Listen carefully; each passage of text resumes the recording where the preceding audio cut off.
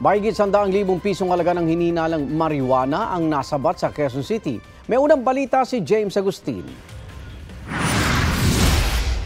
Inaresto ng pulisya ang 38 anyos sa si Rostan Danico Owarga sa isang drug bypass operation sa Barangay Holy Spirit, Quezon City.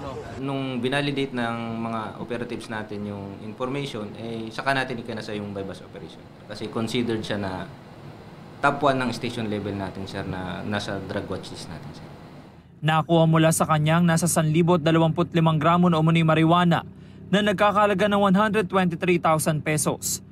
Inaalam pa raw ng pulisya kung saan kinukuha ng sospek ang droga. Ang karaniwang area of operation niya, sir, ay dalawang barangay, Barangay Pasong Tumot, Barangay Holy Spirit, at yung karaniwang mga pinagbebentahan niya, yung mga kabataan natin, sir.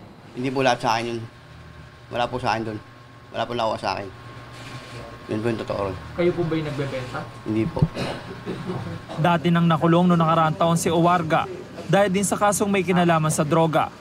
Maharap ang sospek sa reklamong paglabag sa Comprehensive Dangerous Drugs Act. Ito ang unang balita. James Agustin para sa GMA Integrated News. Igan, mauna ka sa mga balita. Mag-subscribe sa GMA Integrated News sa YouTube. Sa mga kapuso abroad, subaybayan nyo kami sa GMA Pinoy TV at sa www.gmanews.tv.